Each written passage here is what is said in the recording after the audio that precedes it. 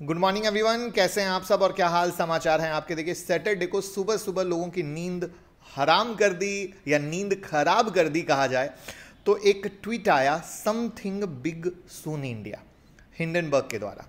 अब तरह तरह की बातें होने लग गई, रिलायंस पे आएगा, वेदांता पे आएगा, इस पे आएगा, उस पे आएगा, कई कहानियां थी। और फाइनली कल रात में नाम आया सेबी का और उस पर एक पूरी रिपोर्ट आ गई कि भैया सेबी चेयरपर्सन का कुछ न कुछ इन्वॉल्वमेंट है। क्या है कहानी, जानेंगे। हम अपनी बात को कहने से पहले एक चीज़ ज़रूर बताना चाहेंगे कि जितना सोशल मीडिया पे सबसे ज़्यादा चल रहा है, देखिए देश में, हर देश की कुछ संस्थाएं बहुत सर्वोच्च होती हैं, ठीक है। और उन सर्वोच्च संस्थाओं पे अगर क्वेश्चन मार्क उठता है तो डेफिनेटली रिटेल भाइयों का विश्वास, जनता का विश्वास टूटता है या डगमगाता है। लेकिन वहीं पर जनता को भी उतना ही सब्र और पेशेंस रखना चाहिए कि जब तक कि कुछ भी ऑफिशियल ना आ जाए, जब तक उस जांच की रिपोर्ट ना आ जाए, रिएक्शन देने से बचना चाहिए। क्योंकि हमारे देश का जो मान सम्मान और गरिमा है वो कहीं ना कहीं इनसे जुड़ा होता है। क्योंकि आपको बता दूं कि जो ये रिपोर्ट है, इससे हिंडनबर्ग को कोई मॉनेटरी बेनिफिट नहीं होने वाला है। जो मॉनेटरी बेनिफिट होना था वो अदानी पर रिपोर्ट निकाल कर बेचकर इन्होंने कमा लिया। क्योंकि ये बात इसलिए कह पा रहा हूँ क्योंकि बांग्लादेश का जो अभी मामला है उसमें कहीं ना कहीं ऐसी बात आई कि हो सकता है शायद अमेरिका का हाथ हो। तो सेम कहानी, मैं ये नहीं कह रहा कि हाथ किसका है, कौन सही है कौन गलत है। वीडियो हमेशा एक न्यूट्रल होनी चाहिए, सिक्के के दो पहलू की तरह होनी चाहिए। क्योंकि इन्होंने भी कोई गारंटी के साथ नहीं बोला, इन्होंने बस एक तीर मारा और कहा कि भैया ये ऐसे आपके पाले में हमने रिपोर्ट डाल दी, अब आप बताओ सही कि गलत। तो वहाँ पर वीडियो जिस तरीके से बन रही है, नरेशन जिस तरीके से आ रहा है, रिटेल भाइयों को गुस्सा दिलाने वाला काम ज़्यादा आ रहा है। जबकि वहाँ पे आना चाहिए था कि ऐसी रिपोर्ट है। अब इसमें डेफिनेटली सुप्रीम कोर्ट का इन्वॉल्वमेंट होना बहुत ज़्यादा ज़रूरी है, ये भी उतना ही सही है। लेकिन चलिए शुरू करते हैं, लास्ट में अपनी बात बताएंगे। ये बात शुरू में इसलिए बोल दी कि हो सकता है कि कहने के दौरान मैं सिक्के के दोनों पहलू को डिस्कस करूं तो कुछ लोग, आपको पता है कांग्रेस और बीजेपी बहुत ज़्यादा चलता है, क्योंकि अभी भी ट्विटर पर इसके बाद कांग्रेस और बीजेपी ज़्यादा चल रहा है। लेकिन हम इंडियन पहले हैं, कांग्रेस बीजेपी नहीं है। इस बात को समझने की बहुत ज़्यादा ज़रूरत है। देखिए, अगर इस पूरे रिपोर्ट को समझें तो इस पूरे रिपोर्ट में दो कहानी है। पहली कहानी अदानी पर वापस आरोप, और दूसरी कहानी कि भैया अदानी को हेल्प करने वाला सेबी, ठीक है। और विसल ब्लोअर रिपोर्ट का मतलब क्या हो गया, अंदर का खबरी, सिंपल देसी भाषा में। तो कहानी वहीं से शुरू करते हैं कि भैया आप चीज़ों को समझ पाओ। तो सबसे पहले बड़ा शॉर्ट स्वीट है कि जनवरी 2023 में हिंडनबर्ग एक रिपोर्ट लाता है अदानी ग्रुप पर स्टॉक प्राइस में हेरफेर के लिए। फरवरी 2023 में सुप्रीम कोर्ट में जनहित याचिका दाखिल की गई, जिसमें आरोपी की जांच के लिए सुप्रीम कोर्ट के रिटायर्ड जज की निगरानी में एक कमेटी गठित करने का निर्देश दिया गया। 2 मार्च 2023 को सुप्रीम कोर्ट ने सेबी को अदानी ग्रुप द्वारा सेबी प्राइस में हेरफेर के आरोप और रेगुलेटरी डिस्क्लोजर में किसी भी चूक की 2 महीने के अंदर जांच करने को कहा।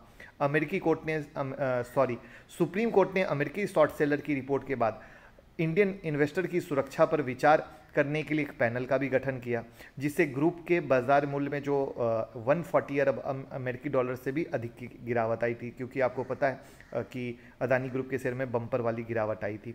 मई 2023 में कोर्ट द्वारा नियुक्त एक्सपर्ट कमेटी ने रिपोर्ट दिया। 17 मई 2023 में सुप्रीम कोर्ट ने सेबी को अदानी ग्रुप द्वारा स्टॉक प्राइस के हेरफेर के जांच के संबंध में रिपोर्ट प्रस्तुत करने के लिए 14 अगस्त 2023 का समय दिया। 24 नवंबर 2023 सुप्रीम कोर्ट ने शेयर प्राइस हेरफेर के मामले पर अदानी हिंडन ग्रुप का जो इशू था उस पर संबंधित याचिका पर अपना फैसला को सुरक्षित कर लिया। 3 जनवरी 2024 को सुप्रीम कोर्ट ने ये जो भारतीय कॉर्पोरेट दिग्गज द्वारा स्टॉक प्राइस हेरफेर के आरोप की एक जांच जो है कि उसकी विशेष जांच दल को सौंपने से इनकार कर दिया कि भैया हम किसी विशेष जांच दल को जांच देंगे नहीं, और सेबी को बोला कि 3 महीने के भीतर जांच को पूरा किया जाए। तो ये कहानी चल रही थी। यहाँ पर इस कहानी के बीच में एंट्री होती है हमारी माधुरी पुरी जी की। तो आपको इस रिपोर्ट को पढ़ने से पहले उनके बारे में जानना जरूरी है कि उनको फाइनेंशियल मार्केट का 3 दशक का अनुभव है। 1989 में आईसीआईसी बैंक में वो शामिल हुई थी एक इन्वेस्टमेंट बैंकर के रूप में, और प्रमुख ब्रोकिंग संगठन का नेतृत्व किया है। एक प्राइवेट इक्विटी प्रमुख के सीनियर पद पर रही हैं। ब्रिक्स देशों के समूह के ओर से बनाए गए एक न्यू डेवलपमेंट बैंक में भी कुछ समय के लिए काम किया है। ये आईआईएम अहमदाबाद से एमबीए की डिग्री रखती हैं।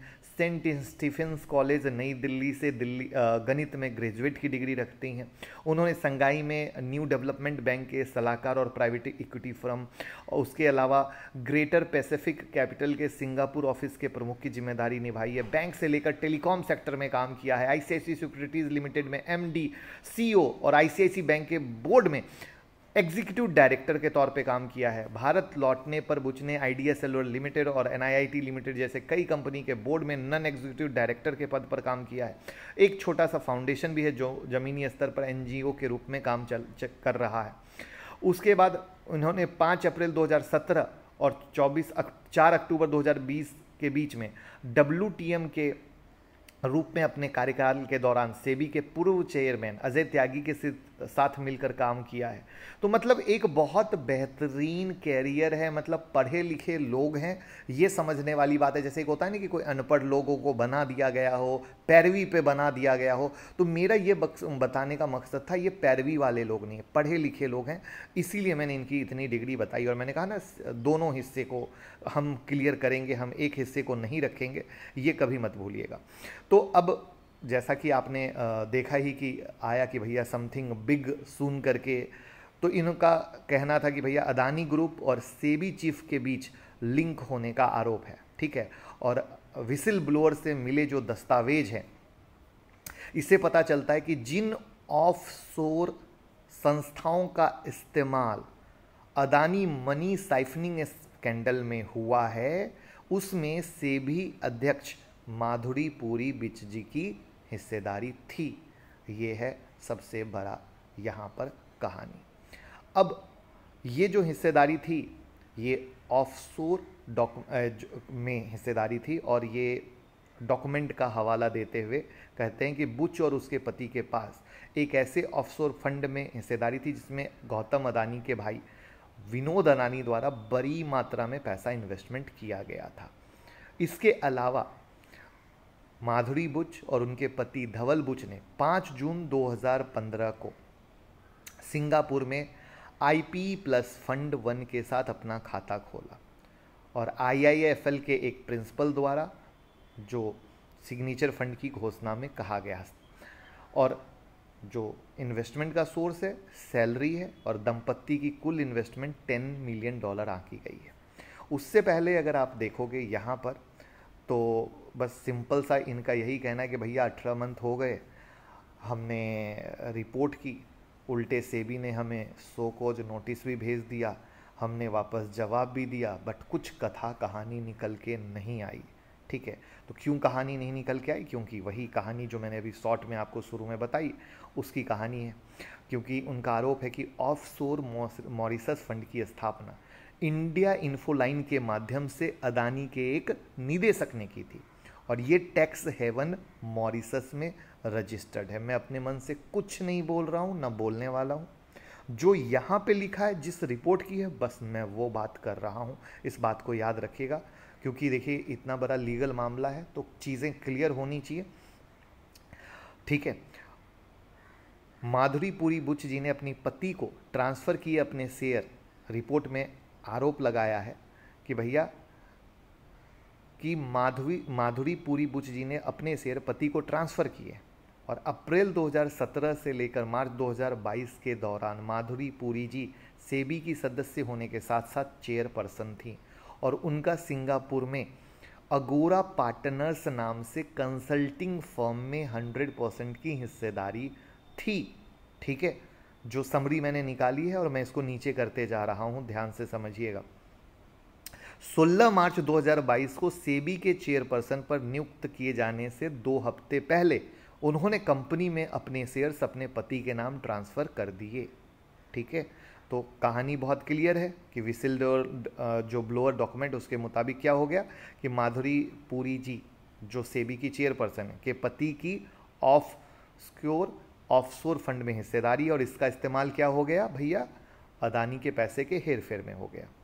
ठीक है, अगर इसको और शॉर्ट स्वीट में कहें तो आईपी प्लस फंड एक छोटा ऑफशोर मॉरिशस फंड है जो एक अदानी डायरेक्टर ने आईआईएफएल के जरिए सेटअप किया, जो एक वेल्थ मैनेजमेंट फर्म है और वायर कार्ड स्कैंडल से जुड़ी हुई है। ये यहाँ पर मैं अगेन कुछ नहीं बोल रहा, ये सारी चीज़ें यहाँ पर हैं, आपके सामने हैं।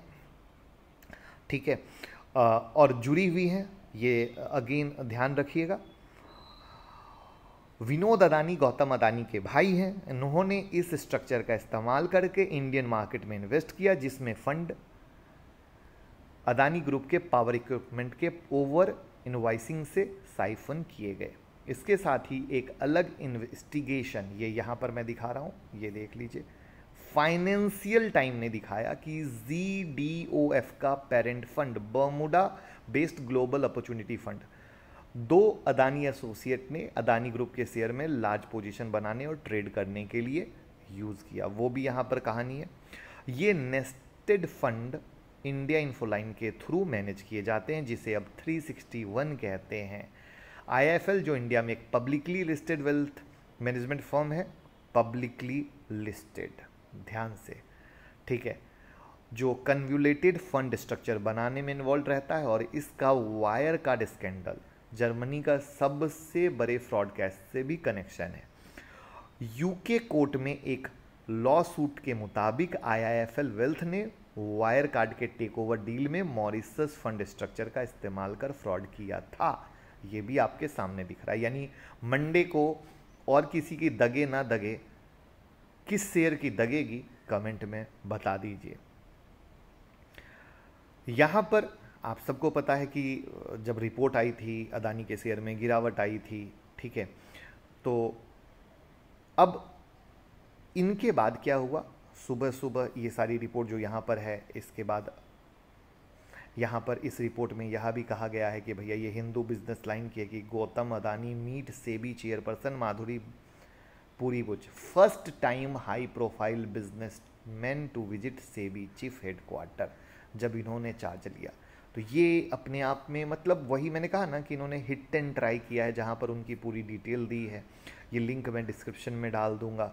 इन्होंने इनकी लिंक्डइन प्रोफाइल की है, तो इन्होंने हिट एंड ट्राई किया है। कोई मतलब ऐसा कुछ नहीं है कि लाइक इस पर जब तक सुप्रीम कोर्ट ना बैठे ना, तब तक कुछ नहीं हो सकता है। इस बात का पूरा ध्यान रखिएगा, क्योंकि इतने बड़े केस को जब सेबी में कहानी आती है और सेबी के ही हेड की कहानी आती है, तो बिना सुप्रीम कोर्ट के इन्वॉल्वमेंट के कुछ हो ही नहीं सकता है।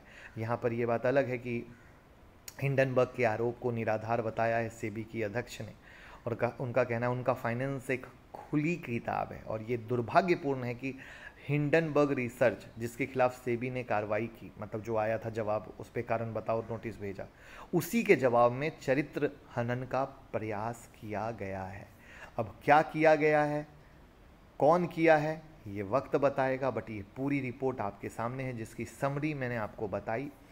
यहाँ पर अगर हम हाईलाइट भी निकालें उस पूरी कहानी की, तो सिंपल हाईलाइट ये है कि जो माधुरी जी हैं उनका स्टेक ऑफशोर फंड में है, ठीक है, और वो अदानी ग्रुप से रिलेटेड है जिसका मिसयूज हुआ है, ठीक है, सिंपल कहानी है। सेबी क्या हो गई, क्वेश्चनेबल हो गई, क्योंकि पोटेंशियल कन्फ्लिक्ट ऑफ इंटरेस्ट में आके खड़ा हो गया। इन्वेस्टिगेशन में अदानी ग्रुप के खिलाफ लीलेंट रही, कभी कुछ एक्शन नहीं हुआ, तो ट्रांसपेरेंसी का सवाल आके खड़ा हो गया, ठीक है। तो ये कई कहानी है जो उठाया गया है। अब आप समझ लो कि ये बड़ा ही इम्पोर्टेंट मामला है। वहाँ पर रिट की भी कहानी आई है, बट ओवरऑल मकसद इधर उधर से चीज़ों को इकट्ठा करके एलिगेशन पे है, और हर चीज़ पे कहानी जो है वो क्लियर है कि भैया कुछ सुप्रीम कोर्ट का मामला आना चाहिए और सुप्रीम कोर्ट का इसमें इन्वॉल्वमेंट होना चाहिए, तभी रिटेल भाई का ट्रस्ट वापस से मार्केट में आ पाएगा। क्योंकि रिटेल भाई के ट्रस्ट को अब सिर्फ सुप्रीम कोर्ट वापस ला सकते हैं। क्योंकि देखिए, सेबी चेयरपर्सन भी कुछ कह सकती है, हिंडनबर्ग भी कह सकते हैं, बट हर इंसान अपनी बात कहता रहेगा, लेकिन जब तक इस पर अनदर लेवल की जांच नहीं होगी, क्योंकि ये अनदर लेवल की जांच इसलिए क्योंकि रिटेल भाई को पता होना ज़रूरी है कि आखिर सच क्या है और गलत क्या है। ये देखो सोर्स में इन्होंने विसिल ब्लोअर डॉक्यूमेंट डाल के छोड़ दिया है। This is a very very unique point कि कैसे किसी को अटैक किया जाता है। और इंडिया में आपको पता है कि किस तरीके से लोगों की रेपुटेशन के साथ खेलना बहुत आसान काम है सोशल मीडिया पे। ये उसकी कहानी है। तो चूँकि ये इस मामले में बहुत मास्टर हैं किसी पे एलिगेशन लगाने में, पूरी डॉक्यूमेंटेशन के साथ करते हैं, पूरे लॉ के साथ करते हैं, उसमें इनको पूरी महारत हासिल है। तो उसी महारत का भरपूर इस्तेमाल इन्होंने किया है। इसमें कहीं से दो राय वाली भी कहानी नहीं है। बट हमें थोड़ा सा सतर्क होना पड़ेगा।